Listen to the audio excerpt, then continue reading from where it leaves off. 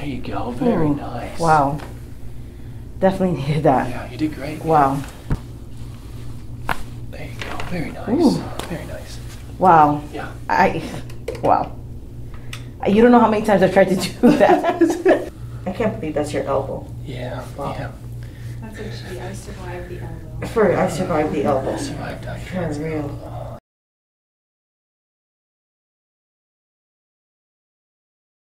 Okay, basically, it actually started out of the blue. The pain. I wasn't even at this job when it started happening. I would wake up and I would feel all my arms very numb, sometimes tingling. My shoulders, such an ache. I was just like, I couldn't even move it. And my neck was very, very stiff, very painful. I thought it was the mattress. I've changed the mattress a few times. And in the beginning, everything's fine. But then it starts all over again. Thought it was the pillow. I don't know how many times I've changed my pillow. Again, it goes away for a little bit, and then it just starts all over again.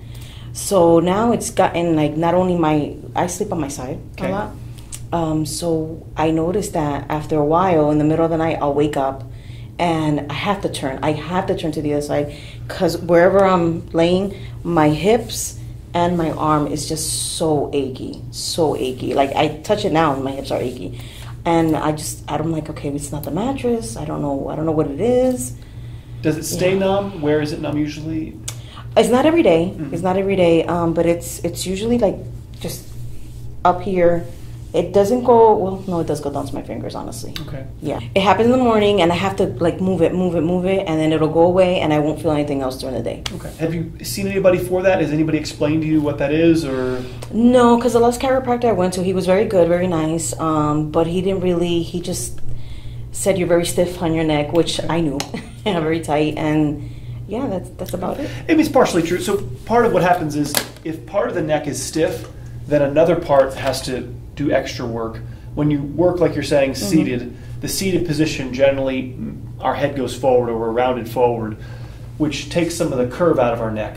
So the neck is supposed to be curved, and when it goes straight, like a ladder, all the weight goes to your lower neck. Yeah. The lower neck is where the nerves that come out, that form the brachial plexus, which is the nerves, the ulnar, radial, and median nerve that go down your arm. So they form off of branches of the nerve roots in the lower neck. And so when we have disc compression or hypermobility or inflammation in your lower neck, that you start to squeeze these nerves as they're exiting from the side. If you quickly hit a nerve, it'll give you pain. If you slowly squeeze a nerve, you're going to get numbness. It's essentially from your lower neck being overexerted. Yeah. Ultimately, because of the posture that we're in, that determines where the stresses in our spine go. So your range of motion because your upper neck isn't working properly, your neck doesn't even bend fully the way it's supposed to. Your lower neck, right here in the lower neck, is where most of the folding happens, because your lower neck is where you're trying to bend, do all the bending with just your lower neck. About 60% of the work of your neck is supposed to happen here at the top. And at the end of our visit, we're going to check that again. I bet you we're going to have a lot more range of motion. Because we're going to restore. Wow. We're going to restore your upper neck. Wow, that's crazy, because I've always it's always folded there. I don't know. It's okay. It's not, you don't get to choose where our spine folds. It's just, if you have the whole team working, you're going to be able to bend your head. But when you're bending your head back, it's kind of, that's where your limit is, right about here. When it should go. Wow, that's crazy. Like, I can't even imagine myself going like that. It's okay. We're gonna get it moving for you. So it's about restoring. 60% of the work is supposed to happen at the atlas and axis. So these top two vertebrae don't actually have any discs connected to them, and so when we're bending, this is where a lot of the bending is supposed to happen. And so I would imagine that this area isn't functioning. I'm going to feel in a second, and then you're trying to do all the bending with just your lower neck, and now that's aggravated your lower neck because it's been tasked with doing too much. Two things are going on in the morning. One, we're swollen. There's not been gravity on our spine, and so everything is swollen. The discs actually swell at nighttime. We're actually taller in the morning.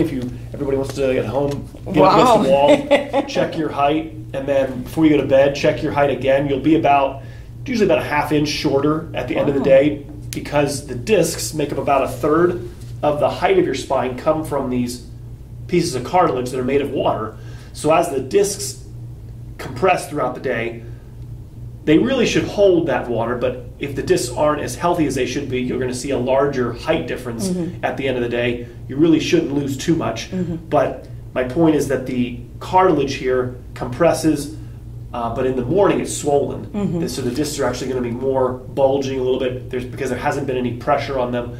And then also, the morning you pay for yesterday's sins. So you get kind of like your spinal report card in the morning. It kind of lets you know, hey, like you did a big workout the previous day, the next morning is when you're sore, because that's when your body tries to repair itself at nighttime. So the morning is sort of swollen, and then any injuries or just stress on your back from posture and work, that's when it accumulates. I mean, like during the day, I really try to not sit all the time. Get up, stretch my back, go like that a lot. Even stretch my, not stretch, but bend my head back to see if that would help. Sometimes it does, and sometimes it doesn't. It's difficult without being adjusted because, again, I'm going to say when you're bending, all the bending is just happening in the same spot. I got a pretty good model to describe it. So when you bend, the stiff area doesn't bend. Yeah, it just stays. But what ends up happening is you pinch or damage the parts that are overbending because this area is not working. This is the problem that's causing inflammation and stress in a other area. Okay. Because it's a team of 7 vertebrae in your neck, but certain vertebrae are supposed to do extra. That's why we gave names to those top 2 vertebrae, atlas and axis, because the top 2 guys are responsible for about 60% of the work. So the idea, and a little trick here, you get the whole neck bending evenly so that you're not going to pinch the lower neck anymore because you got participation in the area that's frozen. So by just doing the adjustment, the difficulty is that it won't last. The posture has to be changed, and that's what we're going to talk about at the end of our visit.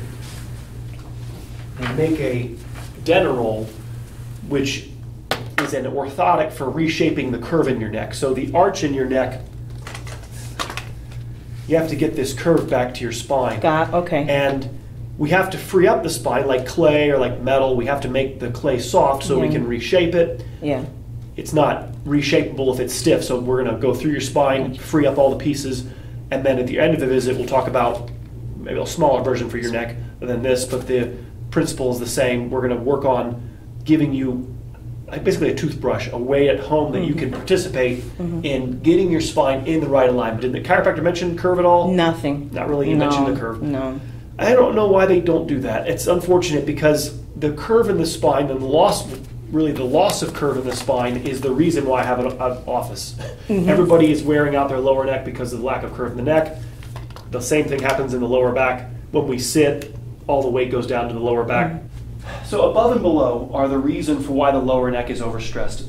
Most of the responsibility comes from your upper neck, but your upper back also is responsible for participating so that your lower neck doesn't overstress. So we're going to check the middle back, upper neck.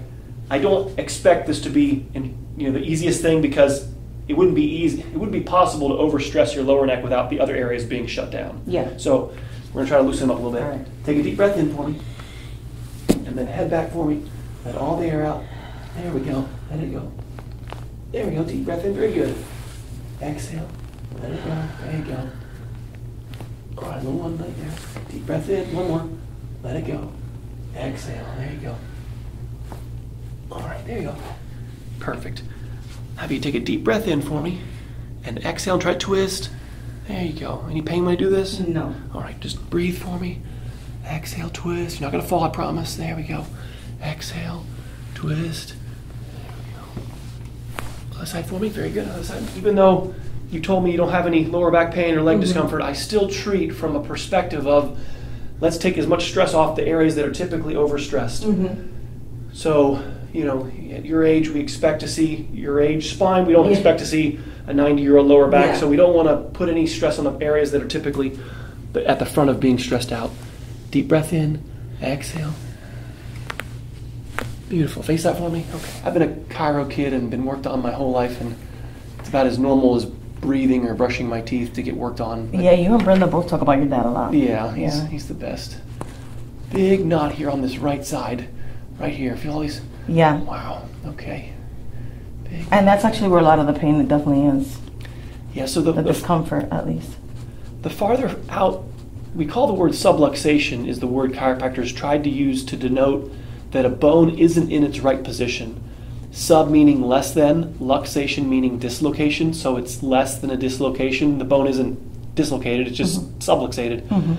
So I like the word fixated better because it more represents what I can do for you on the table. I'm going to restore the mobility to these fixated areas. The subluxation is going to be corrected through the stretching on that piece of foam I showed you. Okay. And so right now we're going to try to free up all these frozen areas in here.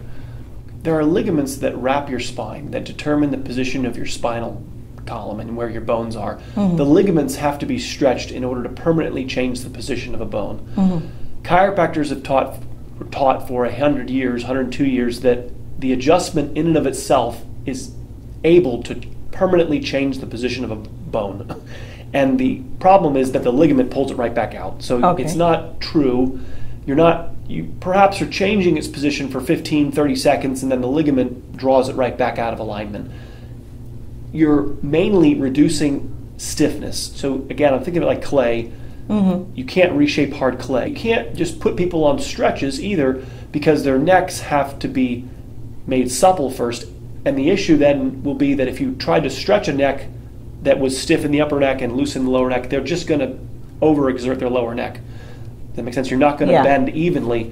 And then you end up getting hurt. There you go. Very nice. Wow. Definitely needed that. Yeah, you did great. Wow. What I really would like is a video fluoroscopy machine, a motion x-ray machine. That would be something you could show your family. The problem is these machines cost a lot and I have to charge a lot. But it's a video x-ray, kind of like Superman. You can see somebody's bones in a video. And you could do a before and after of a visit. Like earlier when I had you lift your head up. We can see where the skin folds, but on a video x-ray you can actually see the vertebrae bending. And then we adjust you, work on you, and then we take another video of your neck and you show your friends, this is why I went to Dr. Ed, because at the beginning of my visit, my upper neck was not bending at all, like that red area on that model. And then at the end of my visit, he woke them up. There you go. Very nice. Ooh. Very nice. Wow. Yeah. Wow. There you go. Wow. Yeah, just right up there at the hairline. That's your atlas right up here in your axis, and they're just joints. There's certainly nothing. I mean, they're advanced joints, but they're not really much different than the joints in your hands. They're just knuckles, and there's synovial joint capsules and. Yeah, I do try to massage myself, but it's difficult. It's not the same. It's always behind you. Yeah. Your spine's like the sneaky thing that's always back behind. I want to be like Elastigirl and just have my arm, but it doesn't work. So I tell my husband, can you please? And he just doesn't. I guess he's afraid to hurt me. It took me about a year to get my thumbs in shape. Oh yeah. I can actually do this for more than 2 minutes. My wife will work on me sometimes, and about 30 seconds, she's like, I'm so tired. I'm exhausted. How do you do this all day? She's sweating after. Right. Well, you feel. I already feel the difference. Yeah, it's just your range of motion up here. This is where your neck belongs. It's where your neck was when you were 6 months old. You developed your curve after birth up to around 6 months by holding your head up against gravity. The arch in your neck, we call it a secondary curve. It's developed after birth. And That's crazy. This curve is supposed to take you to 100. Wow. And it just isn't valued. We go to school, look, read and write, and we lose the curve with little awareness that we lost it. And very true. It's nobody. Because I honestly don't even remember the last time my head went that back. Right. We don't even realize. I do feel. I feel the difference. Here we go. Yeah, much softer. Just had a lot of. There's part of its injury and part of its posture. So you have injuries that make your body put up defenses, blockades, expecting another trauma or injury, and then your work necessitating a certain posture that creates tension because the bones just simply aren't in the right position. So now the muscles are working harder, holding the body in an aberrant position. Yeah. Right. So. And I'm sure stress doesn't help the situation. We haven't had a lot of that in the last 2 years. Yeah, exactly. Plenty of that. There we go.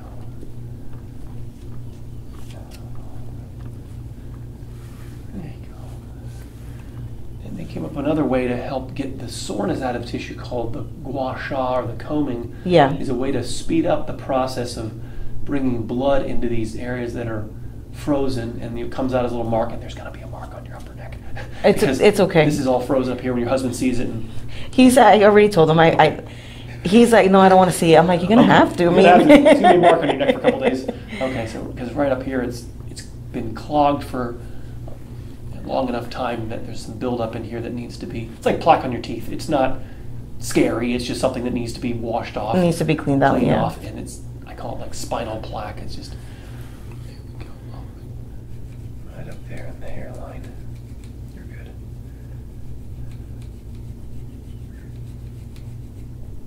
There we go. See right there, it's getting red.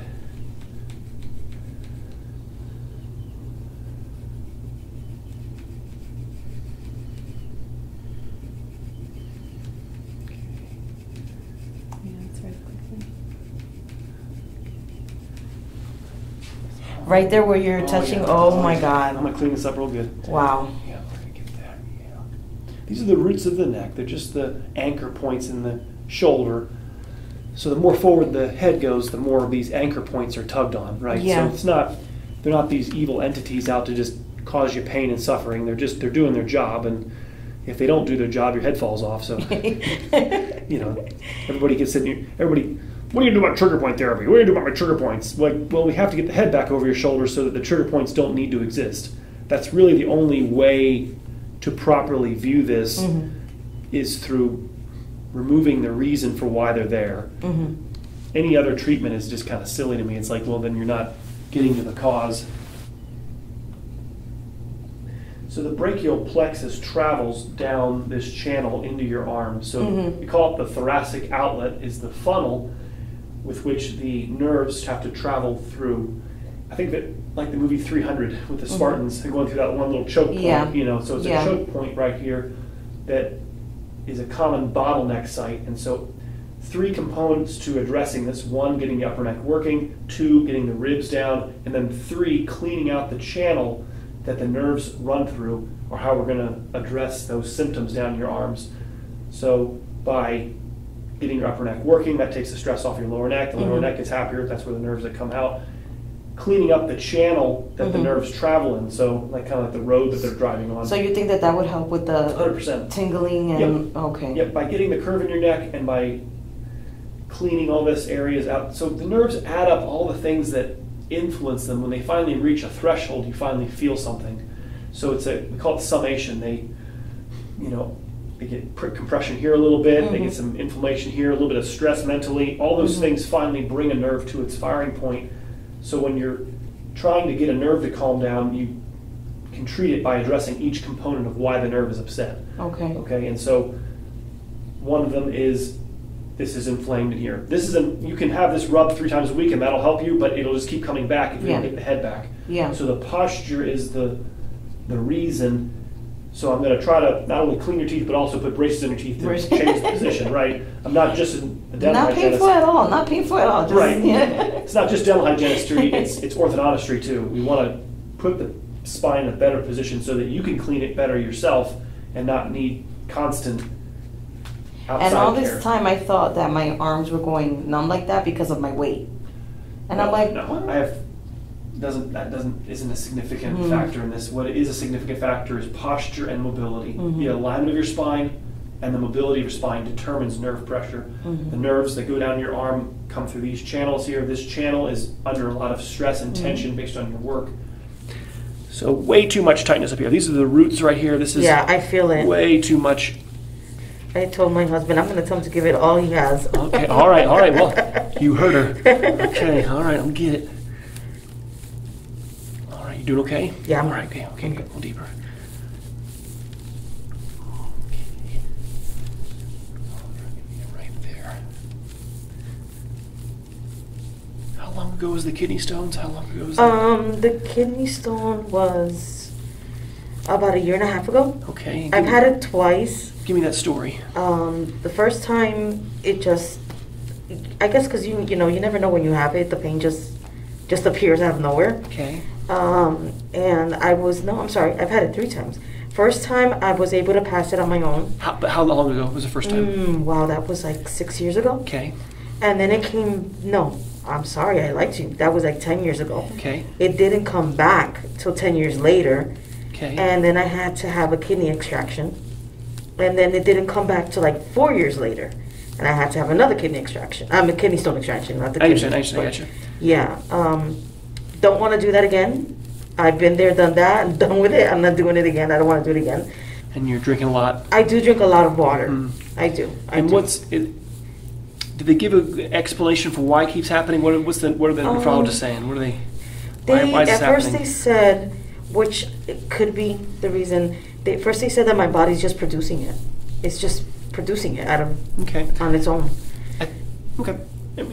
I think of it like a glass of water. If you have a glass of water and you keep pouring salt or sugar into it, if you stir it up, the sugar or salt will dissolve, right? If you keep adding more sugar or salt, you eventually reach the water saturation point, right? The water can't hold any more water dissolved in solution, right? It's going to precipitate at the bottom of the glass, right? You're not going to be able to dissolve it anymore. Yeah. And then that's going to aggregate into a clump and a ball and become a stone. So you either have too much, essentially not enough water, and you have solids that are coming out of solution as what we call precipitate. Does that make sense?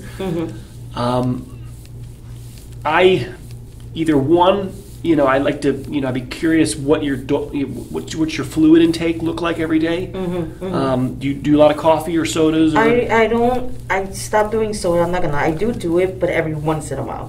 I don't really drink soda. Sweet coffee. tea? No, not too much. Okay. Coffee I drink once a day. Most of the day it's just water, because I don't want to go, I don't want that to happen to me. Okay. Was it water 10 or 6 years ago? No, it was not. Okay. Yeah, 10 or 6 years ago was like soda. Right. And there's a big reason for it. The other thing I think about is the nerves that go to your kidney come out right here in your middle back, where I feel a lot of tension and stiffness in here. Okay. And I wonder about how well the kidney functions if there's all this tightness in here, how well the brain can communicate intelligence to the kidney. So the nerves that flow from your brain to your kidney are how the kidney knows what to do and how to function and how to filter. And if there's inflammation here, all of the function of the kidney is going to be kind of dysfunction. It's not non-functioning, it's just not functioning properly, and perhaps a stone's forming. It's so funny that you said that, because I thought before coming here, I thought about that too. Like if there's something going on back there that can affect the kidney. Like I said, it's a possibility. Again, obviously fluid intake and all that is huge, but in the absence of all that, if it's still happening, I start to question.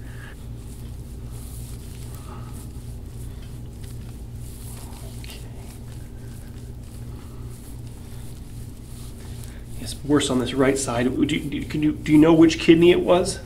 At first it was the right, and then it was the left. Okay. Yeah. And this is more elevated right here. The highest part of your back is right there. There. This is not as elevated.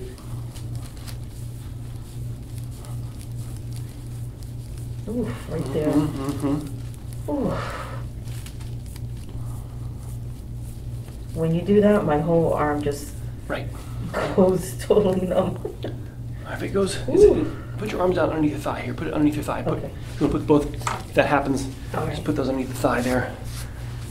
Does that mean it's just so sensitized in there, or what's happening? What's happening is we're moving some of the tissue in here that was hitting the nerve, and the nerve just happens to be in close proximity to the areas that I'm stimulating.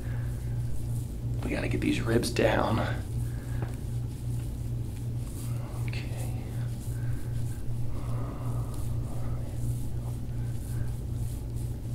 Wow, I feel that.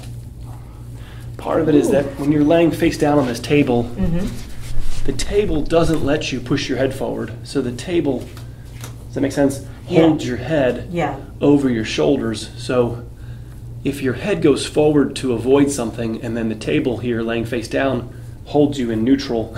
Yeah, it's like you're not going anywhere. Right, now we're back into the areas that your body was trying to avoid. Yeah, gotcha. Okay. You should make t-shirts that says, I survived Dr. McLaughlin. That's right. That's right. I survived Dr. Edinburgh. It's time to make t-shirts. I was telling him that. I'm like, we're gonna get some merch. Some merchandise. For real. Some merch. Oh. There you go.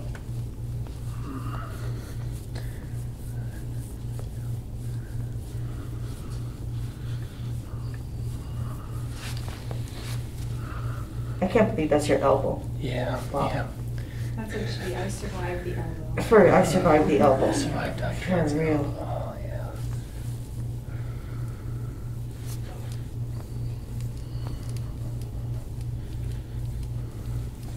Think of it like a spinal stress test. If you can survive an hour with me, then life isn't gonna beat you up more than me. And so your body's like, well, it was difficult, but not as difficult as Dr. Ed. So Yeah, right. I think a cardiologist puts a person through a heart stress test, right, to test their heart out. And if they can survive the cardiologist stress test, you're supposed to be probably pretty good out in regular life. And this is a spinal stress test. I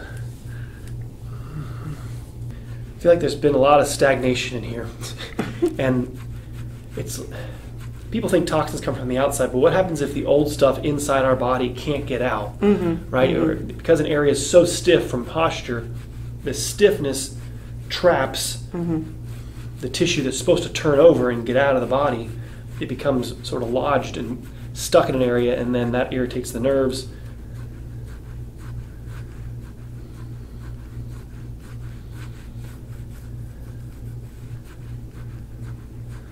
Working with a lady, you know who you are. She was hit with a boogie board like when she was a teenager, like right here in her middle back. And we're now, just as her care is progressing, we're going through these old injuries like 30, 40 years ago. Wow. And it's that must have caused- hurt. I mean, Yeah, it was like, Wow. just hit her right in the middle of the back when she was on vacation, and gee whiz, something that like defines your life. yeah. The mark only comes out because there's been something that's happened that has been brushed aside, has been put underneath the rug, Yeah. and I start sweeping up and moving things, and then we're going to discover all the wine stains that you put couches over. Yeah, right. Oh yeah, that was New Year's Eve 10 years ago. Don't turn that couch. You're gonna. Yeah, don't. Yeah. I forgot that one. Yeah.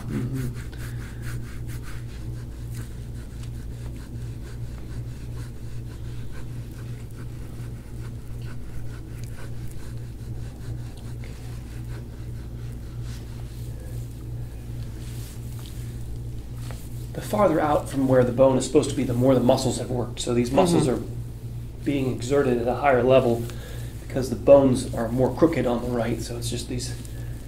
But I'm wondering why it needs to be avoided so heavily. What happened that made your body want to get away from it so badly?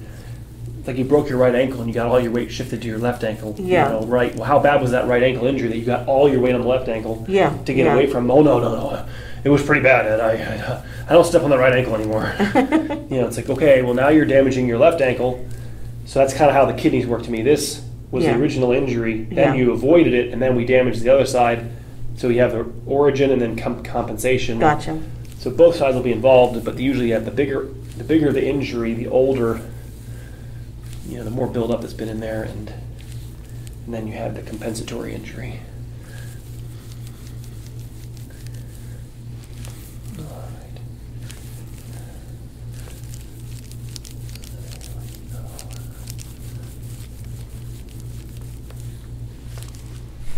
Wow. Yeah, so you just, Wow. that's that right side Yeah. where all that kidney, and then this is these are the roots of your neck Yeah. here. All right. Oh, this is the roller. I know, yeah. Yeah. I got you all warmed up, got all the blood flowing. I'm going to see if I can get, I'm a greedy chiropractor. I want it all. There we go. Good. There you go. There we go. Good. There you go. Good. Oh, Yeah. nice. Yeah, maybe a little more. Very nice. Much looser. Yep. We'll get some more out of here.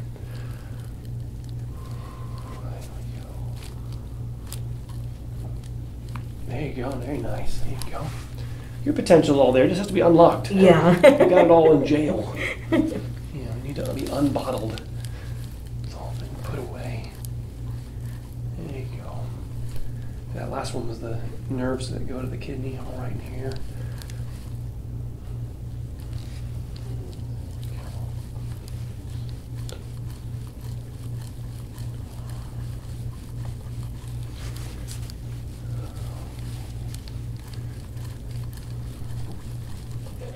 Not the butt. I didn't know I'd sign up for this. No, nothing should hurt. This should, everything should just be, Ed, can't you push any harder? I feel pressure. There is no normal soreness in the body. There is no, oh, it's always been sore there, Ed. I don't accept that as an excuse. I think that's worse on the back. This is the side that didn't want to move as much. The left hip moved really well. This hip was a lot stiffer when I tried to adjust you on the side. And I was expecting this side to be a little bit more stiff.